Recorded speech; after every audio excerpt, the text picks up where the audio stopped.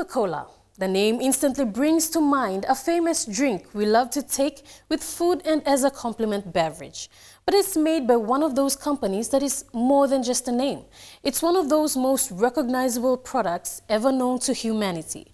In this show, we take a more in-depth look into how CocaCola PNG is promoting local manufacturers and what direction the PNG government is taking to promote the PNG manufacturing industry. I've asked the Manufacturing Council now to give me the cost comparison by sector for all the goods we manufacture in Papua New Guinea. For example, how much does it cost Malaysia or Singapore to produce Coca-Cola compared to what we can do it for?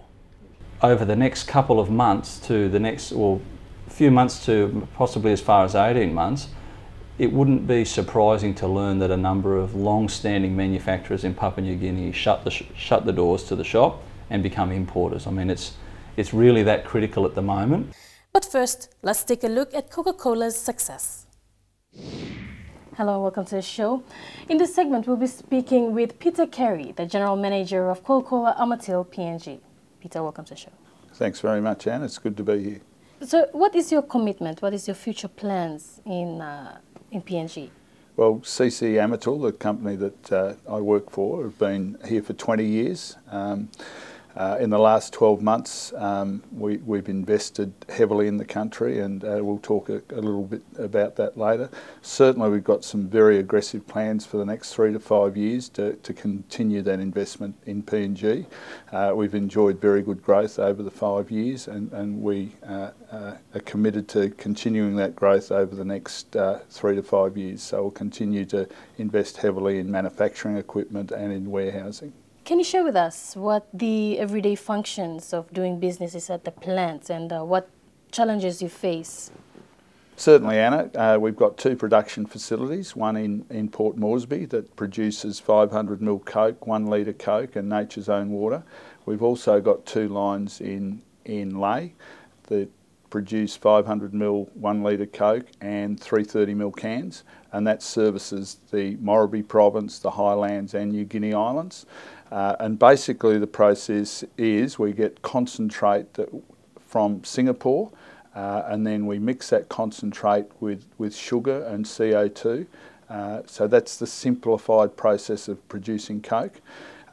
We're currently producing about 11 million physical cases of product a year to service Papua New Guinea, and we have enjoyed very good growth, and we're looking forward to continuing that growth over the next 3 to 5 years. Now, Coca-Cola is part of the Manufacturers Council of PNG. It promotes the PNG-made brand. What kind of opportunities and challenges do you see in regard to that? It's something. Involvement, one, in the Manufacturing Council is very important. Secondly, a strong part of that, what we're working with the Manufacturing Council is PNG made, that we are a PNG made product. We're very proud to be called a PNG made product. We employ over 800 people in PNG. We want to continue to grow the number of people we enjoy at PNG. So there is a strong campaign, both from us and other manufacturers in PNG, that we are PNG made. We see that as very important. And I guess the success that Papua New Guinea has had over the last few years, where their economy has been growing and the strength of the kina has continued to grow. It's made imported products a lot cheaper into PNG, and that's a challenge for us. Some of the costs of doing business are certainly dearer in PNG than perhaps in other parts of the world. That's one of our biggest challenges. We want to keep our price as low as we can to be able to compete against the imported products. And that's probably our biggest challenge at the moment, to keep our costs down so we can keep the price down so it's affordable for all Papua New Guineans. Peter, you just mentioned the cheap imports that are circulating in the country right now. Do you see that as a competition? How do you strategize? It certainly is competition for us. You know, as I said earlier, the cost of producing in PNG is dearer than some other countries, particularly in Asia, and most of the imported products are coming from places like Malaysia and Singapore, and it certainly is competition for us. You know, as I said earlier, what we need to do is get as many costs out of our business as possible so we can compete with those prices, and we will be running some promotions within PNG over the coming months. We've just starting a 500 ml promotion for 3 kina right across PNG to compete against these imported products. So it is quite challenging, and for us the challenge is being able to compete against these imported products because of our increased costs. So we're having various conversations and working with the Manufacturing Council to try and get some of our costs of doing business in PNG down. So it certainly is a challenge, and certainly these imported products are competitors of ours at the moment. Is there any support that you need from the government? Oh, certainly it would be fantastic to have some support from the government, and we are having conversations with various ministers in the government about what their thoughts are in terms of the future of manufacturing in PNG. I think it's really important, and I guess one of the concerns we've got at the Manufacturing Council is that we need to keep encouraging local manufacturing, and we're looking at ways that the government can assist us to keep manufacturing in PNG. It'd be terrible to see manufacturing leave PNG because of imported products, and we absolutely believe that we need to keep our costs as low as possible, so we're trying to do that, and if the government can help us in some way to do that, that would be fantastic. Peter, PNG made means employing Papua New Guineans. What is Coca-Cola's efforts in safeguarding human capital? Absolutely. We, as I said earlier, we employ over 800 employees. We want to keep growing the number of employees that are working with Coca-Cola within PNG. Those 800 people working for us now support their families. It also supports a lot of other local industries in PNG. We support projects like HIV/AIDS. We sponsor a lot of sporting organisations, which imported products tend not to do. So we want to continue developing and helping with developing the economy in PNG. In light of competition and economic growth right now, what is the future for Coca-Cola in PNG? Well, I think we've got some very exciting times coming up in PNG. As I said earlier, we've got a very strong investment plan over the next 3 to 5 years. We're looking to continue to grow. We've got additional capacity, as I mentioned earlier. We've got plans to keep increasing that capacity. We've just recently bought some more warehouse space, so we intend to be here for a very long time, and we intend to continue to grow our base, continue to employ more Papua New Guineans, and continue to reinvest in this country. Peter, we look forward to Coca-Cola's efforts in promoting the PNG-made brand. Thank you. We'll be back with more. Stay with us.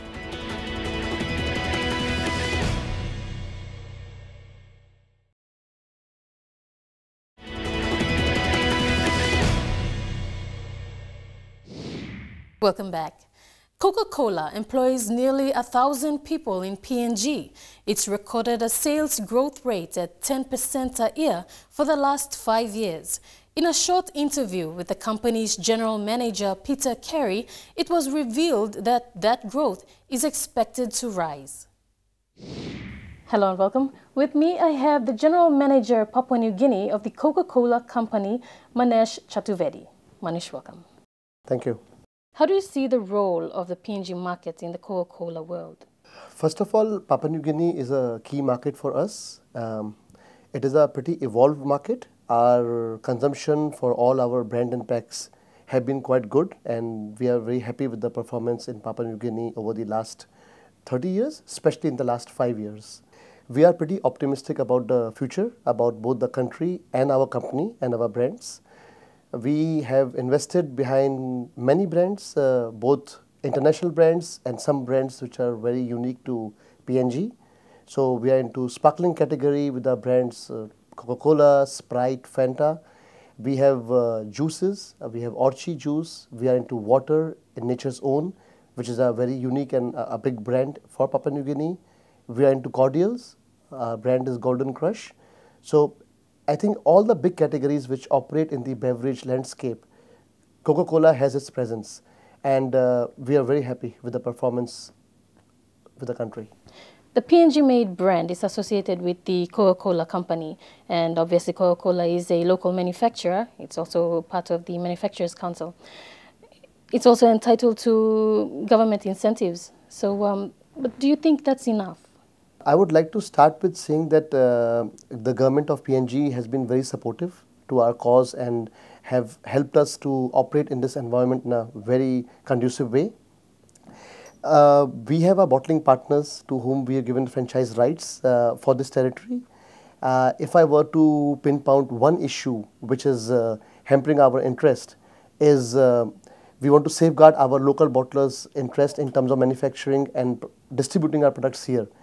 But what happens is that there is a lot of products which comes from other countries which are not necessarily the legal way of our products being here in the country, which undercut the prices and doesn't help our bottling partner to do a very profitable business, which in turn leads back to the investment he does into the market here. So in terms of the support we require, I guess it is to support the local manufacturing, and Coca-Cola being manufactured locally, we would like to be given a treatment fairly where the local partners or local manufacturers like Coca-Cola and Amatil are able to do a profitable business and give back to the community and to the market here. Could you please share with us some of Coca-Cola's community investments and how it benefits the regular Papua New Guinean? Sustainability initiatives or giving back to the community comes very natural to our business philosophy because we are a mass brand. We work with local people, local communities. Along with our bottling partners, we have directly employed around 850 people in this country.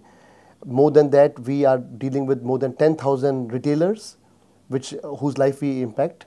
And it goes back to our philosophy of inspiring optimism and happiness in people's lives. Human capital investment in terms of developing capability of local people in PNG, giving back to society for the big issues which are there right now, for example, HIV, water are projects we work on. If I were to be specific on two major initiatives we have taken as a system in the last 3 or 4 years, one would be around HIV/AIDS. So we tied up with the HIV Council of Papua New Guinea, and for the last 3 years, we have been creating campaign around awareness and putting some money behind eradication of HIV in the country. On the water, because giving back water is a global sustainability pillar for us, and what we want to do is to be water neutral in every country we operate in. As a part of that, we have tied up with some big partners now, and we are doing a big project in Medang. We have invested around 200,000 kina to give water sanitation to some schools in Medang area. So that's the second one. I would talk about women empowerment. Our bottling partners are running a program in their own premises with how to reduce crime against women, women entrepreneurship, and so I would say these are 3 areas which I am proud about being associated with Coca-Cola company. When we return, we hear from the Manufacturers Council of PNG.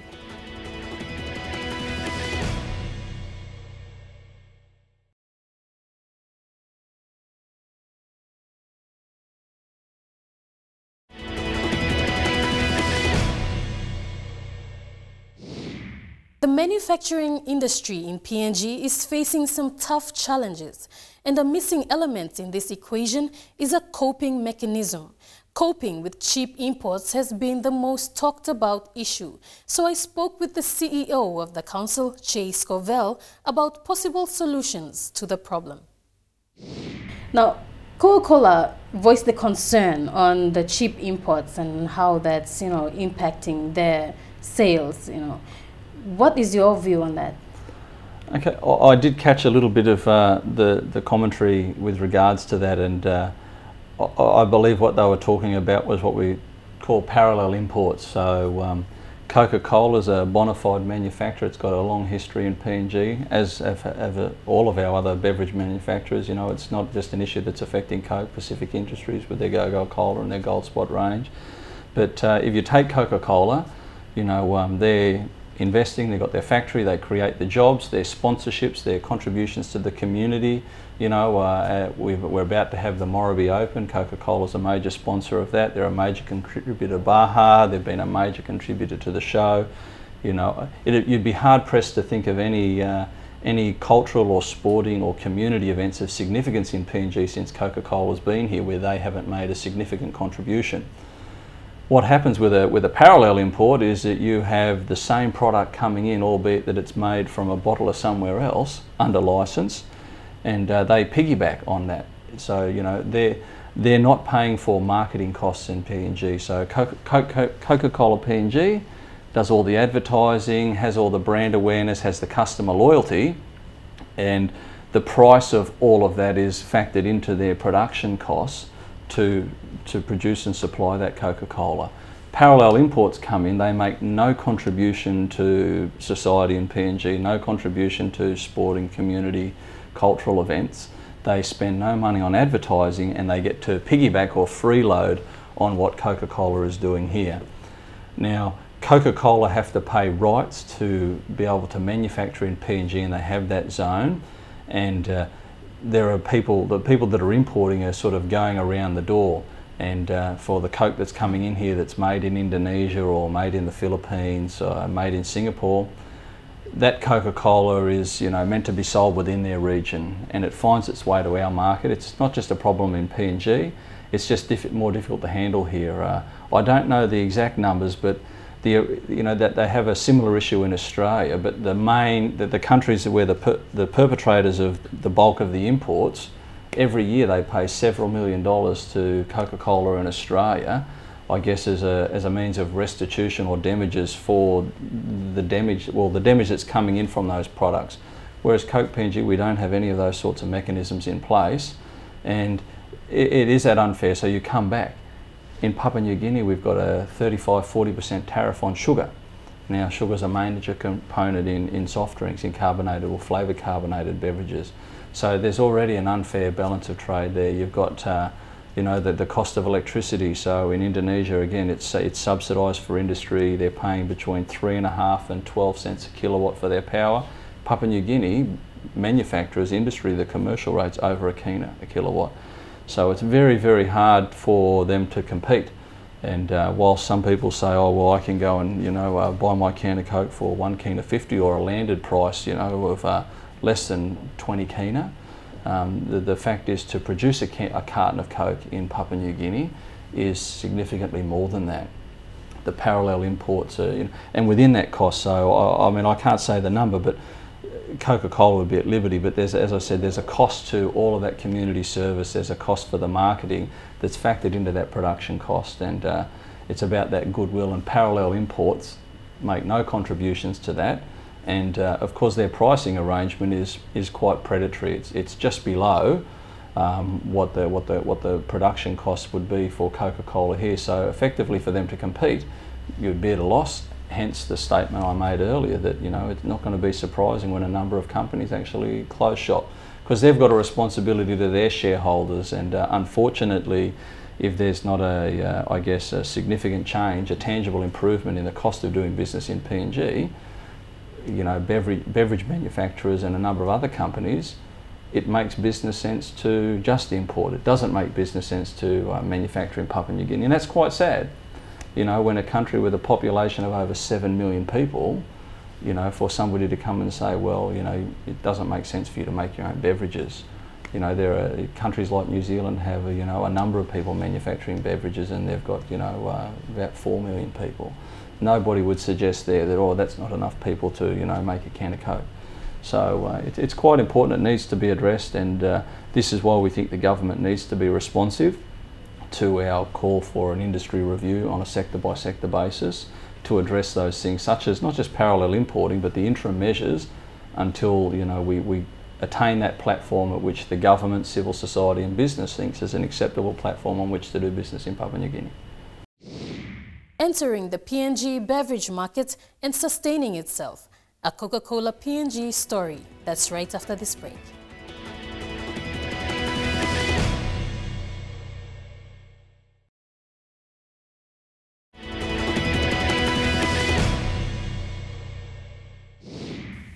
Welcome back. Coca-Cola was extremely fierce when it entered the PNG beverage market. Most soft drinks were forced off the shelves as the consumer choice leaned towards the company's products. Here's a story of how Coca-Cola made its mark in PNG. Coca-Cola is one of the most well-known non-alcoholic beverage companies in the Pacific Rim. The company has developed their market capacity over the years, introducing other products like water, energy drinks, fruit juice and cordial. It's even expanded into coffee and tea. The CocaCola Amatil bottles and distributes the Coca-Cola Company's soft drinks and other beverages in the Pacific. At the end of 2003, CocaCola Amatil PNG further grew its monopoly in the beverage market, acquiring the brand names Golden Crush, Orchi and Nature's Own from Lager Industries. In PNG, Coca-Cola Amatil has 2 points of production, a main manufacturing portal in Lae and an Amatil in Port Moresby, which distributes to the southern region. Both have undergone major infrastructural developments. Last year, Coca-Cola announced a double-digit volume and earnings growth from Indonesia and Papua New Guinea. It was a consequence of consumer demand for most of their sparkling beverages and significant investments in production capacity in plants. A new 34 million kina production line using the latest technology was completed in the Port Moresby plant early last year, and a 230 million kina redevelopment of its Lae plant is expected in the next 5 years. Well, CC Amatil, the company that I work for, have been here for 20 years. In the last 12 months, we've invested heavily in the country, and certainly we've got some very aggressive plans for the next 3 to 5 years to continue that investment in PNG. We've enjoyed very good growth over the 5 years, and we are committed to continuing that growth over the next 3 to 5 years. So we'll continue to invest heavily in manufacturing equipment and in warehousing. Coca-Cola Amatil is able to relax on budget reserves as a multinational company, but is also in a rare position that enables them a stable PNG customer base. Most other manufacturers target the import substitution market that has added a touch of PNG to the game. But the Manufacturers Council says cheap imports remain a real threat to the industry. Over the next couple of months to the next, few months to possibly as far as 18 months, it wouldn't be surprising to learn that a number of long-standing manufacturers in Papua New Guinea shut the doors to the shop and become importers. I mean, it's really that critical at the moment. I've asked the Manufacturing Council now to give me the cost comparison by sector for all the goods we manufacture in Papua New Guinea. For example, how much does it cost Malaysia or Singapore to produce Coca-Cola compared to what we can do it for? I want to know what is it costing our manufacturers per unit cost to produce in Papua New Guinea, because all the various cost inputs. This government needs to know, are we competitive or not? Why not? The Coca-Cola Company is recognized as the #1 non-alcoholic beverage company on the planet. 4 of the top 5 soft drinks in the world are certified Coca-Cola brands. Coca-Cola, Diet Coke, Fanta and Sprite are part of 15 of Coke's billion-dollar soft drink names. The mere fact that it's present in more than 200 countries reveals just how effective its distribution system is. Historically, Coca-Cola was produced in a trademark contour glass bottle, but in the early 90s, the company decided to use polyethylene terephthalate, or PET, plastic bottles. Coca-Cola's Pacific Group delivered a 5% unit case volume growth in 2011. At that point in time, countries in the Pacific recorded a spike in momentum of macroeconomic upscaling as leaders in the region moved to rejuvenate stronger political ties and a more united front. Recognizing the stability in market trade, a strategic move by the company to acquire the San Miguel Indonesian business and Foster's assets in Fiji proved to add value to the jump in revenue. Full-year results for the year 2012 marked a 14.1% compound growth rate in dividend shares since 2001. Even emerging regional economic power PNG became a significant player in performance gains by the group in shares of soft beverages and water. In 2011, the economy grew by 11.1%. Last year, PNG registered a growth of 9.2%, a slight drop, but economists say it is a steady but positive indicator of bigger things to come. Newly elected Minister for Commerce, Trade and Industry confirmed his ministry's intent to create 2 million jobs in the next 3 to 4 years, and the manufacturing industry may play a pivotal role in accomplishing that goal. So I'm going out to the market to find companies who can come and build infrastructure and create competition in this country, more competition to drive prices down. I'm also going out to find investors to come and invest in the manufacturing sector. One, to create jobs, and two, to extract maximum value from our raw materials. Quite simply, Coca-Cola and PNG's manufacturers have 3 significant things in common. They create employment opportunities, support our communities, and take the PNG-made brand to the rest of the world. The recently created public-private partnership mechanism, engaging both the government and the private sector, is seen to capture fair trade, investment, and infrastructure development as key pillars to acquire, something Minister Maru is confident of achieving in the next few years.